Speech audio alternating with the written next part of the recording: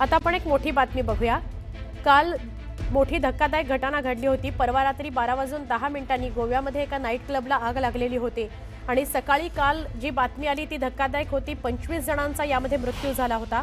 आता ही आग कशामुळे लागली याचा एक व्हिडिओ समोर आलेला आहे। नृत्याचा कार्यक्रम सुरू होता, त्याचा व्हिडिओ तर काल न्यूज 18 लोकमतवर सगळ्यात आधी आपण पाहिलात। पण याच नृत्याच्या कार्यक्रमादरम्यान जे इलेक्ट्रॉनिक फायर गन वापरलं गेलेलं होतं त्यामुळे वरच्या छताला आग लागली आणि मग ती आग सगळीकडे पसरत गेली असं आता तपासांती समोर येत आहे। गोव्यामध्ये नाईट क्लबला लागलेल्या आगीचं कारण समोर आलेलं आहे। इलेक्ट्रॉनिक फायर गन हे आगीचं कारण आहे। आग लागतानाचा नवा व्हिडिओ समोर आलाय। बेसमेंटमध्ये धूरच धूर पसरला आणि त्यामुळे बहुतांश लोकांचा त्यामुळे मृत्यू झाला असं कळतंय। साधारणपणे 25 जणांचा मृत्यू झाला, 50हून अधिक जण गंभीर जखमी झालेत। त्यांच्यावर गोव्याच्या मेडिकल कॉलेजमध्ये उपचार सुरू आहेत आणि मृत्यू झाला त्यामध्ये बहुतांश लोक ही त्या नाईट क्लबमध्ये काम करणारी होती।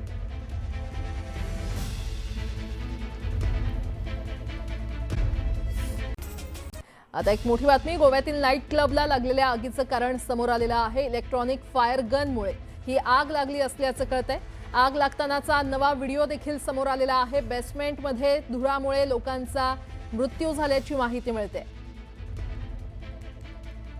गोव्यामध्ये एका नाईट क्लबला भीषण आग लागली होती आणि या आगीचं कारण आता समोर आलेलं आहे। इलेक्ट्रॉनिक फायर गनमुळे ही आग लागली असल्याची माहिती समोर आली आहे। आग लागतानाचा नवा व्हिडिओ देखील समोर आलाय। नाईट क्लबच्या बेसमेंटमध्ये धुरामुळे काही लोकांचा मृत्यू झाला। आतापर्यंत 23 जणांचा मृत्यू झाल्याची माहिती समोर आली आहे।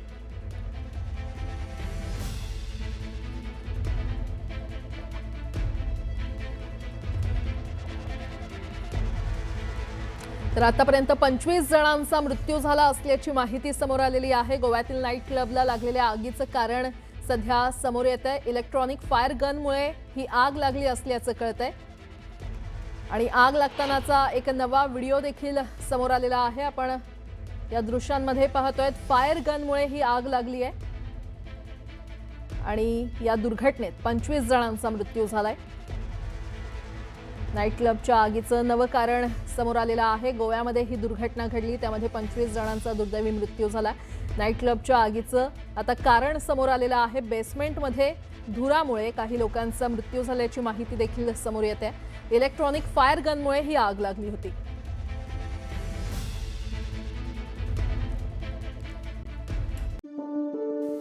मी माझ्या आयुष्यात पुढे जाण्याचा आणि माझ्या वैयक्तिक नातेसंबंधातून मागे सरकण्याचा निर्णय घेतलाय। लोकांनी कोणताही आधार नसलेल्या अफवांवर इतक्या सहज विश्वास ठेवून प्रतिक्रिया देताना पाहणं माझ्यासाठी खूप कठीण होतं। माझ्यासाठी खूप महत्त्वाच्या गोष्टींबद्दल या अफवा पसरल्या आणि हा माझ्या आयुष्यातला फार कठीण काळ आहे। पण मी माझ्या मूल्यांवर ठाम राहून शांतपणे याला सामोरं जाईन। माझ्या विरोधात खोटी आणि बदनामीकारक माहिती पसरवणाऱ्यांविरोधात माझी टीम कडक कायदेशीर कारवाई करणार आहे। या कठीण काळात ज्यांनी माझ्यासोबत उभं राहून माझ्यावर प्रेम आणि आपुलकी दाखवली त्या सर्वांचे मनापासून आभार। गेल्या काही आठवड्यांपासून माझ्या वैयक्तिक आयुष्याबद्दल खूप काही बोललं जातंय, अफवा पसरवल्या जात आहेत। म्हणून मला वाटलं की आता बोलण्याची वेळ आली आहे। मी खूप खाजगी स्वभावाची व्यक्ती आहे आणि माझं आयुष्य खाजगी ठेवायला मला आवडतं, पण माझं लग्न रद्द करण्यात आलंय हे सांगणं मला गरजेचं वाटतंय। मला हे प्रकरण इथेच थांबवायचंय आणि तुम्ही सर्वांनीही तेच करावं अशी मी अपेक्षा करते।